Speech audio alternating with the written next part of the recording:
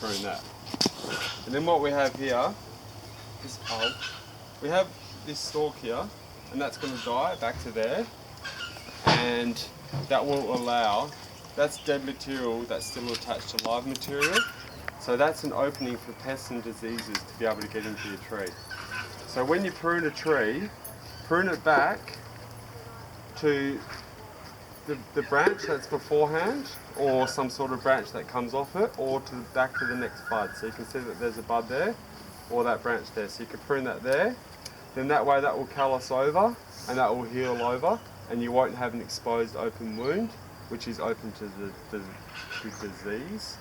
Or if you prune back to the next bud, prune that there, that will callus over, and then you'll get a new bud growing off there, and you'll get some new growth happening. So it's really important when you're pruning trees to make sure that you follow that aspect. Trees, bushes, plants, anything. I mean, it's hard when you're doing a hedge, but as much as possible, especially with big trees like this, because if that's left open, and now's not the, it's okay now because we've got a few days grace, and these might heal up in time, like they might get the sort of callousing skin over them. But if this was wet, I probably wouldn't prune this today, because you're going to leave an open exposed, because I'm going to take quite big limbs off. You're going to leave an open exposed bit, and that is again more susceptible to fungus and rot as well. It's going to rain and get some lightning tomorrow. It's all right. They'll be okay. Again, it's a tough tree, so when you're pruning your trees,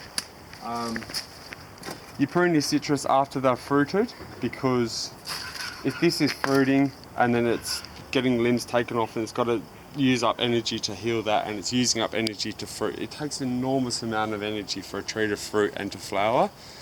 So if it's in the middle of, like some people prune as soon as their tree's in flower, and that's just a really bad idea, because the tree's trying to put all that energy into flowering, and then you prune it, and then the tree's like, come on, I'm down on my resources as it is, and now I've got to try cover over this wound so that I don't get any diseases. So most of your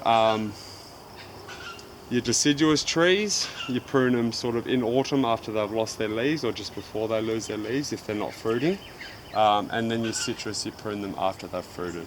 But this is a pretty tough tree. He's my mate, so he'll be right. So does that apply to like mandarins and oranges? Yes, it does, yeah. Start fruiting?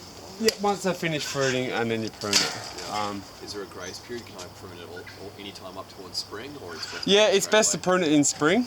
So after they finish fruiting in spring, before they start flowering and growing, just before they're coming out of their, like most of our citrus here, because we have such a warm environment, they don't really go dormant.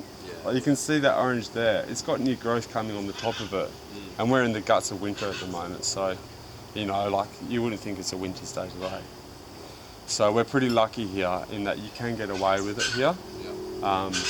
You can be a bit more, like the trees are a bit more lenient on you if you prune them at the wrong time. But yeah, you do want to prune them before, like if they've got a bit of new growth, then you just tip pruning them, that's fine. Or if you're just taking a couple of small limbs off. But if you're doing a major limb removal like I'm about to do now, then you really got to pick your times well, which I'm not, but that's okay, it'll be fine.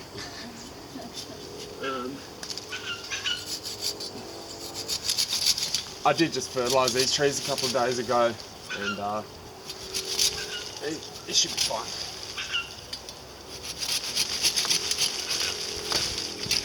Sweet.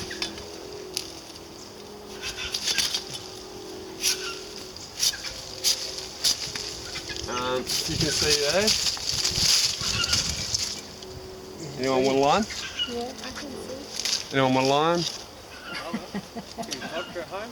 Yeah, they're good limes. Really good limes. So you can see there where I pruned it right back up hard against there, and you can see these ones here. So I'll just show you what I've done over here on my lemonade tree.